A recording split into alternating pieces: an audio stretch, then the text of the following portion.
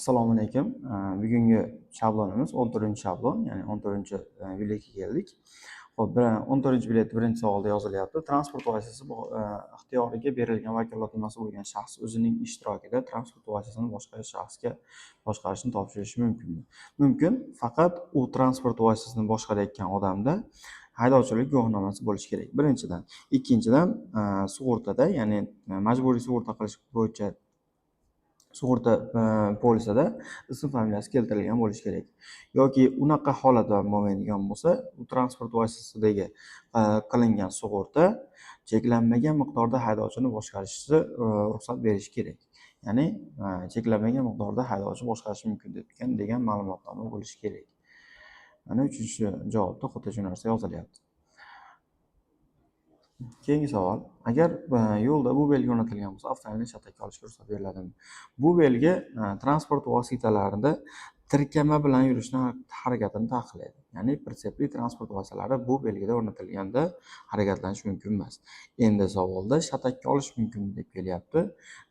Bu belgi o'rnatilganda istalgan transport vositasini hamda istalgan usulda shatakka olish mumkin emas. Ya'ni o'zi 3 xil usuli bor. Shu 3 xil usulda uchalasidan ham shatakka olish mumkin emas. Shuning uchun har qanday holatda taqiqlanadi deb bosasiz. Keyingisi, bu to'xtash chizig'i qaysi yo'l belgisi bilan qo'llaniladi? Bu to'xtash chizig'i 2-5, ya'ni stop, to'xtamasdan, o'zbekchasiga aytganda, to'xtamasdan harakatlanish taqiqlanadi belgisi bilan qo'llaniladi. Avtomobil haydovchisi harakatining tartibi qaysi javobda to'g'ri ko'rsatilyapti? Xo'p, rasmni ko'ryapmiz. Avtomobil chapga burilmoqchi ekan. Bu holatda chorrahada hech qanaqa belgi bo'lmaganligi uchun har doim tramvay ustun. Tramvayni o'tkazib yuboramiz. Tramvay o'tkazgandan keyin mototsikl haydovchisi hech qanaqa holatga burilishi ko'rsatilmayapti. Bu holatda mototsiklni ham o'tkazib yuboramiz. Tramvay ham o'tib ketdi, mototsikl ham o'tib ketdi. Undan keyin chorrahadan qayrilib olishi mumkin. Keyingisi, avtomobillar chorrahani quyidagi tartibga chiqaradilar. Xo'p, bu holatda o'ng qo'l qoida bo'yicha qizil avtomobil yashilga, yashil avtomobil sariqqa yo'l berish kerak. Sariq avtomobil yo'l beradigan odam yo'q. Shuning uchun sariq avtomobil chorrahaga birinchi kiradi. Lekin chorrahaga kirish jarayonida yashil avtomobilda o'ng qo'li bo'shab qolganligi uchun yashil avtomobil birinchi chorrahadan chiqib ketadi. Yashil avtomobil chorrahadan chiqib ketgandan keyin ko'k avtomobil bilan qizil avtomobil, ya'ni sariq avtomobil chapga burilayotganligi uchun ko'k avtomobil yo'l berish uchun to'xtash kerak. Bu holatda sariq chorrahaga kiryapti. Yashil avtomobil birinchi o'tib oladi, undan keyin ko'k bilan qizil o'tib oladi, oxirgi bo'lib sariq avtomobil o'tadi.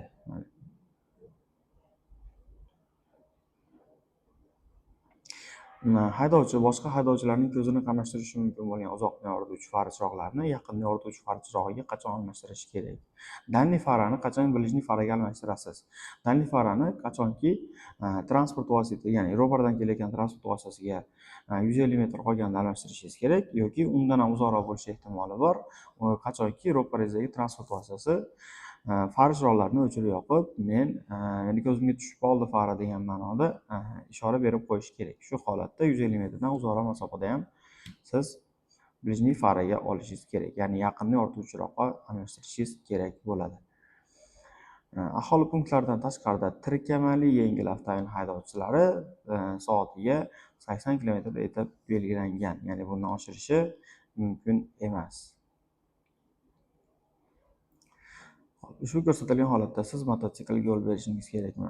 Bu holatda mototsiklga yo'l berishingiz kerak. Sababi bu holatda mototsikl avtomagistralda qo'shimcha bo'ladigan siz yo'nalishga qo'shilmoqchi ekan. Shuning uchun mototsiklga yo'l berishingiz kerak emas. Ya'ni siz mototsikl sizga yo'l beradi. 5% yod eritmasi, ya'ni yod nastoykasi nima uchun qo'llaniladi? 5% yod eritmasi yara atrofidagi, ya'ni yo'l transport hodisasi oqibatida yara bo'lib qoladigan bo'lsa, shu yara atrofidagi terini ishlash maqsadida qo'llaniladi. Bolalar guruhini tashkil etishda qanday talablar qo'yiladi? Bolalar guruhini tashkil etishda birinchi o'rinda albatta katta yoshli kuzatuvchi bo'lish shart. Ikkinchi o'rinda bolalar guruhi degan taniqli belgi o'rnatilishi shart. Ikkinchisidan to'g'ri kelyapti. Bolalar taniqli belgi, ya'ni transport vositasida yaqinda yorituvchi chiroq yoqib olgan bo'lishi kerak. Demak, barcha javoblar to'g'ri kelyapti. Keyin yana bitta holat bor. Agar savolda bolalar guruhi degan savol keldimi, mana kalit so'z sifatida keltiriladi. Barcha javoblar to'g'ri bo'ladi.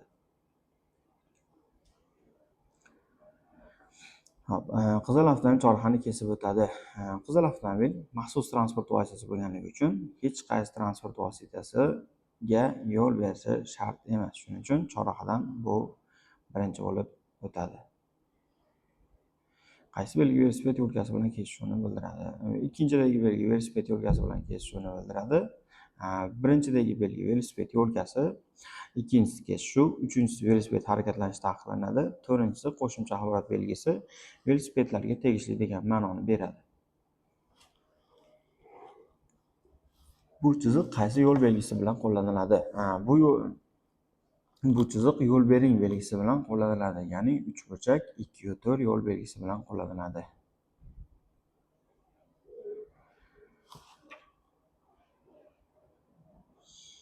Chorrahani oxirgi bo'lib kesib o'tadi. Xo'p, bu holatda yashil avtomobil sariqqa, sariq avtomobil ko'kka, ko'k avtomobil yo'l beradigan odam yo'q ekan.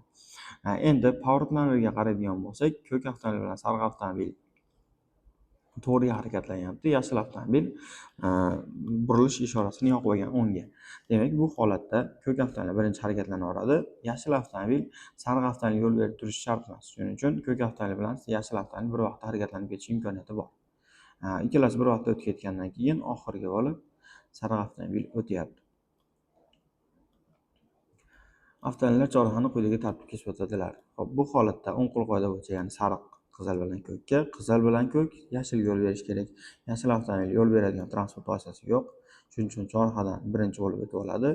Undan keyin ko'k avtomobil bilan sariq avtomobil ikkinchi o'tyapti. Undan keyin ko'k avtomobil bilan qizil avtomobil ikkinchi o'tyapti. Undan keyin sariq avtomobil oxirgi bo'lib o'tadi. Haydovchi yaqinlashib kelayotgan poyezdni o'tkazib yuborish uchun to'xtash yotish chizig'i yoki to'xtamasdan harakatlanish taqiqlangan belgisi bo'lsa, qanday masofada to'xtash kerak? Agar siz harakatlanib kelyapsiz, prezga yetib qoldingiz, ya'ni temir yo'l kesishmasiga yetib qoldingiz. Temir yo'l kesishmasida agar stop chizig'i yoki stop belgisi bo'ladigan bo'lsa, siz bevosita shu chiziqqa yoki belgiga to'xtashingiz kerak bo'ladi. Mana 5-javobda shu narsa ko'rsatilyapti. Mototsikllarda aholi punktidan tashqarida qanday tezlikda harakatlanish fursati beriladi? Mototsikllar aholi punktlaridan tashqarida maksimali 80, ya'ni soatiga 80 km etib belgilangan. Shu belgilardan qaysi biri vaqtinchalik yo'l belgilari hisoblanadi? Ikkinchidagi bilan uchinchidagi belgi, ya'ni birinchidagi bilan to'rtinchidagi belgi o'zi doimiy ravishda sariq rangda keladi. Ikkinchidagi bilan uchinchidagi belgi ichi oq keladi doimiy ravishda. Agar vaqtinchalik belgi bo'ladigan bo'lsa, ichi sariq qilinadi. Shuning uchun ikkinchi bilan uchinchi belgi vaqtinchalik belgi hisoblanadi. Egiluvchan yoki qattiq ulayishda shatakka olingan mexanik transport vositasida odam tashishga ruxsat etiladimi? Agar egiluvchan yoki qattiq ulayishda shatakka olingan transport vositasi bo'ladigan bo'lsa, olingan transport vositasi yoki yengil avtomobil bo'lishi kerak, yoki yuk avtomobilda bo'lsa ham faqat kabinasida ruxsat beriladi xolos. Mana 3-javob, 4-javobda shu narsa yozilyapti. Yuk avtomobilining kabinasi yoki yengil avtomobil. Agar transport vositasi tuzilishida ko'zda tutilgan orqani ko'rsatadigan ko'zgu bo'lmasa, avtomobildan foydalanishga ruxsat beriladimi? Agar birorta ham orqani ko'rsatadigan ko'zgu bo'lmaydigan bo'lsa, siz avtomobildan foydalanishingiz taqiqlanadi. Xo'p, 14-biletan tugadi. Agar savollar bo'lsa, bemalol murojaat qilishinglar mumkin.